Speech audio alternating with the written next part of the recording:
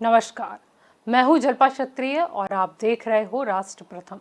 भाजपा ने जारी कर दी है अपने 160 उम्मीदवारों की सूची। हर बार ऐसे अगर गुजरात की बात करें तो जंग भाजपा और कांग्रेस के बीच ही दिखाई देता था, लेकिन अब आम आदमी पार्टी के आने से ये समीकरण कुछ बदले हुए नजर आ रहे हैं। आम आदमी पार्टी वैसे कई मुद्दों को लेकर मैदान में है। आपके सामने एक सस्ता, सुंदर और टिकाऊ अवसर लेकर आया हूं, जिस अवसर का नाम है आम आदमी पार्टी। सस्ता कैसे? ये वो अवसर है जो आपके हर महीने के खर्च को सस्ता कर दे, कम कर दे, आपकी जेब में पैसा डाले, आपको आर्थिक सहायता दे। अरविंद केजरीवाल जी की पहली गारंटी, आम आदमी पार्टी की सरकार जब गुजरात में बनेगी तो गुजरात के हर परिवार को हर महीने 300 यूनिट बिजली बिल्कुल मुफ्त मिलेगी। साथ केजरीवाल जी की दूसरी गारंटी, गुजरात के हर बच्चे को वर्ल्ड क्लास, विश्व स्तरीय शिक्षा मिलेगी, शानदार स्कूल मिलेंगे, बढ़िया टीचर मिलेगी और शिक्षा बिल्कुल मुफ्त मिलेगी। साथियों, केजरीवाल साहब की तीसरी गारंटी, गुजरात के हर शख्स का, बड़े बुजुर्ग का, नौजवान का दवा दवाई, इलाज का, ऑपरेशन का, टेस्ट का, जांच का, सर्जरी का विश्व स्तरीय सुविधा और साथ में बिल्कुल मुफ्त ऑपरेशन, दवा दवाई देने का काम आम आदमी पार्टी की सरकार करे। चौथी गारंटी, गुजरात के हर युवा को रोजगार, और जब तक गुजरात के युवाओं को रोजगार नहीं दे पाएगी आम आदमी पार्टी की सरकार, तब तक हर महीने 3,000 रुपए मासिक सहायता। पांचवी गारंटी, 18 वर्ष की आयु से अधिक हर महिला को, हमारी माताओं को, बहनों को, सबको हर महीने आपके बैंक अकाउंट में 1,000 रुपए की महीने की आर्थिक सहायता देने का काम आम आदमी पार्टी की सरकार। अगर बिजली मुफ्त हो जाएगी तो महीने का 4,000 रुपए बचेगा। अगर बच्चों की शिक्षा मुफ्त हो जाएगी और प्राइवेट स्कूल जितनी बढ़िया हो जाएगी तो महीने का 10,000 रुपए बचेगा। अगर स्वास्थ्य सेवाएं मुफ्त हो जाएं, 7,000 रुपए बचेगा। अगर बेरोजगारी भत्ता मिलने लग जाए और एक परिवार में अगर 2 बेरोजगार युवा हैं तो महीने का 6,000 रुपए केजरीवाल सरकार आपको देगी। अगर घर में 3 महिलाएं हैं, हर महीने सरकार की ओर से हर महिला को 1,000, यानी कि महीने के लिए एक परिवार के लिए 3,000 रुपए की आर्थिक सहायता, तो कुल मिलाकर 30,000 रुपए हर महीने का मुनाफा, हर महीने की बचत आपकी करा कर दे। तो इसके सामने भाजपा आज भी गुजरात मॉडल किस तरह काम करता है या पूरे देश को कैसे फायदा होता है, ये बताती रहती है। आप सब मेरे भाई बहन जो प्रोफेशनल, अलग अलग प्रोफेशन को में काम करके इस देश को अग्रसर बना रहे हैं, गुजरात को अग्रसर बना रहे हैं, chartered accountants, lawyers, doctors, engineers, आप सबका मैं तहे दिल से धन्यवाद करता हूं। जो मॉडल ऑफ डेवलपमेंट उन्होंने एक प्रकार से प्रयोगशाला के रूप में गुजरात में एस्टैब्लिश किया, आज पूरे देश को उसका लाभ है। डिजिटल इंडिया के माध्यम से आज देश के कोने कोने तक इंटरनेट फैला। स्मार्टफोन आज लगभग 80-90 करोड़ स्मार्टफोन्स हैं देश में। लगभग अब कहा जाता है 100 करोड़ के करीब इंटरनेट कनेक्शन है देश में। One nation one ration card, जिससे आप देश में किधर भी हो, आपका अंगूठा ही आपका राशन कार्ड है। 12 करोड़ मुफ्त में टॉयलेट बनाना, ये चरित्र है, ये नेतृत्व है प्रधानमंत्री नरेंद्र मोदी जी।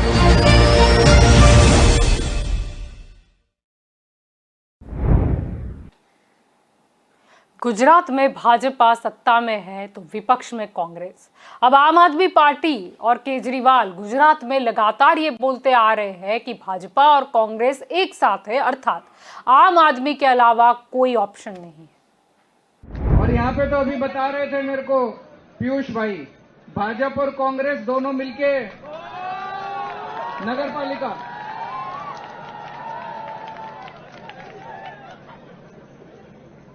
दोनों पहले तो छुप छुप के मिला करते थे,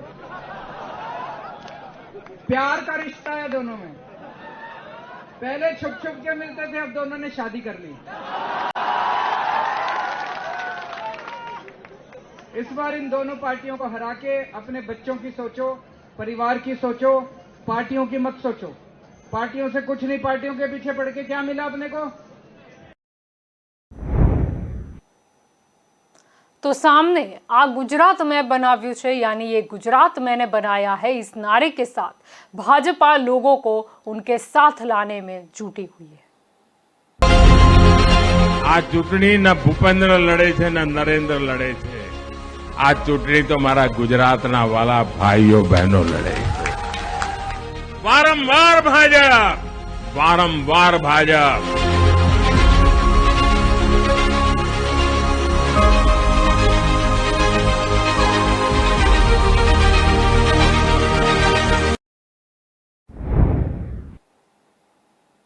अब कांग्रेस पर लगातार हमला कर रही आम आदमी पार्टी, और जिस पार्टी की वजह से कांग्रेस को गुजरात के कॉरपोरेशन चुनाव में नुकसान हुआ था, तो कांग्रेस ने भी अब बीड़ा जो है वो उठा लिया है। सोशल मीडिया में आपका पर्दाफाश करने का एक के बाद एक वीडियो जारी कांग्रेस द्वारा किया जा रहा है।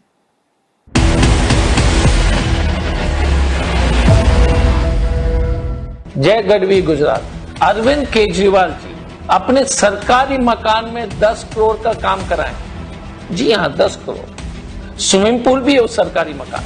मैं हूं दिल्ली के मुख्यमंत्री अरविंद केजरीवाल के सरकारी निवास के सामने। कोरोना पैंडेमिक के दौरान दिल्ली की जनता तड़पती रही और अरविंद केजरीवाल कहते रहे कि उन लोगों को फ्री वैक्सीन लगाएंगे। एक आने की इसने वैक्सीन नहीं करी। जब दिल्ली के अंदर लोग पानी से त्राहिमाम कर रहे हैं, ऐसे समय में दिल्ली का मुखिया अंदर निर्माण करा रहा है, पता नहीं स्विमिंग पूल बनवा रहा है या फिर वाटर पार्क बनवा रहा है। घर के अंदर फ्री होम डिलीवरी के लिए इसके बच्चों के लिए शराबानी तो शुरू हो ही गई है, ऊपर से अब घर के अंदर स्विमिंग पूल बनेगा, लोग पानी के लिए तड़पेंगे और अरविंद केजरीवाल के बच्चे पानी के अंदर स्विमिंग पूल लगाएंगे। गुजरात जब आते हैं तो 10 करोड़ वाली रेनोवेटेड मकान से निकल करके 2 करोड़ के लैंड क्रूजर में बैठते हैं। फिर 50 लाख प्रति ट्रिप वाली प्राइवेट जेट में बैठ करके अहमदाबाद पहुंचते हैं, 5 स्टार होटल में रुकते हैं और फिर जाकर ऑटो वाले के साथ बैठ करके बोलते हैं कि हम ऑटो वाले के साथ खाना खाएं। इतना बड़ा फ्रॉड। दिल्ली में ऑटो वाले के साथ तो कभी बैठे नहीं, 2 करोड़ की गाड़ी में बैठते हैं। डबल Z+ सिक्योरिटी लिया इन्होंने, अमित शाह से भी ज्यादा। एक Z+ पंजाब से, एक Z+ दिल्ली से, और फिर बोलते हैं कि हम ऑटो वाले के साथ खाना खाएंगे। आम आदमी पार्टी और केजरीवाल का असली चेहरा पहचानिए। नमस्कार।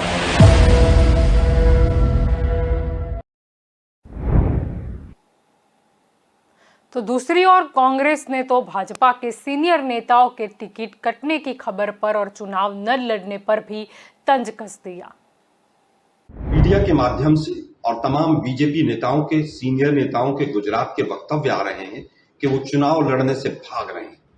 विजय रूपाणी हो, चाहे नितिन पटेल हो, चाहे चुड़ासमा जी हो, तमाम सीनियर लीडर्स चुनाव लड़ने से इसलिए भाग रहे हैं कि गुजरात के अंदर भ्रष्टाचार का जो राज व्याप्त रहा है पूरी तरह से, वो अब जनता के बीच में मोरबी कांड के बाद, कोरोना के बाद, महंगाई और बेरोजगारी के बाद पूरी तरह से उजागर हो गया है। आज बीजेपी ने चुनाव लड़ने से पहले हार मान ली है। बीजेपी के और बहुत सारे लीडर्स मैदान छोड़कर भाग रहे हैं। लिस्ट लंबी है। जिनकी अंदर की जो रिपोर्ट है बीजेपी की, वो ये है कि मैक्सिमम इनके एमएलए चुनाव हार रहे हैं, इसीलिए ये पार्टी इनको चुनाव नहीं लड़वाना चाहती। अब कांग्रेस का तंज इसीलिए भी आया क्योंकि भाजपा में लगातार कांग्रेसी नेताओं का स्वागत हो रहा है। एक के बाद एक कई बड़े नाम कांग्रेस का दामन छोड़ भाजपा में जा रहे हैं।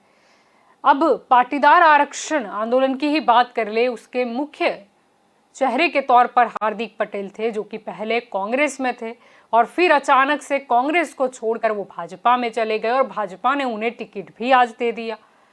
और भी कई नेता, ऐसे 7 नाम आज भाजपा द्वारा जारी किए गए टिकट के लिए, जो पहले 2017 में कांग्रेस में से चुनाव लड़ चुके हैं। शायद कांग्रेस इसीलिए परेशान भी है और कहीं ना कहीं राहुल गांधी का वो बयान भी आज आ जाता है। जब वो गुजरात के दौरे पर आए थे तब उन्होंने कहा था कि भले ही उनके पास 5 या 25 कार्यकर्ता रह जाए, लेकिन वो लड़ना चाहते हैं सिर्फ और सिर्फ ईमानदार लोगों का साथ लेकर। अब भाजपा ने ये सूची तो जारी कर दी है। सभी बड़े पुराने जो मंत्री थे उन सभी के टिकट का फैसला हो चुका है, यानी काट दी गई है उनकी टिकट। कहीं नाराजगी भी थोड़ी बहुत नजर आ रही है।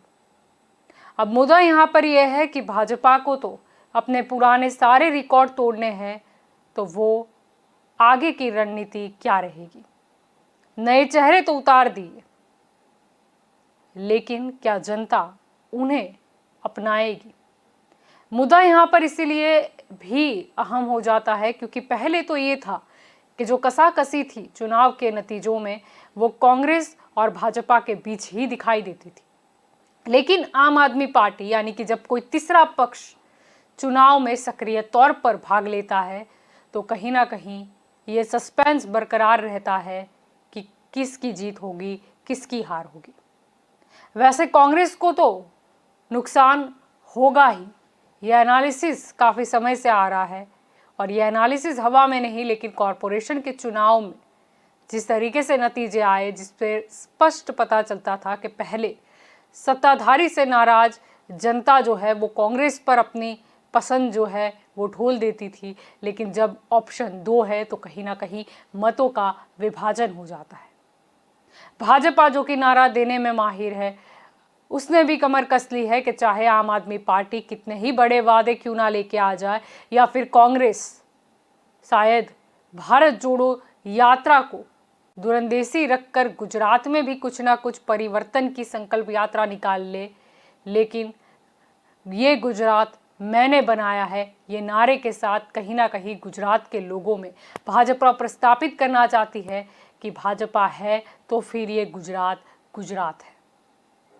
मुद्दा यहाँ पर यह भी है कि कांग्रेस शायद आम आदमी पार्टी की तरह इतनी प्रचारक नजर नहीं आ रही, लेकिन फिर वो नरेंद्र मोदी के शब्द याद आ जाते हैं कि ये बार जो कांग्रेस है वो शोर शराबे से नहीं, लेकिन बहुत ही स्लोली और साइलेंटली काम कर रही है।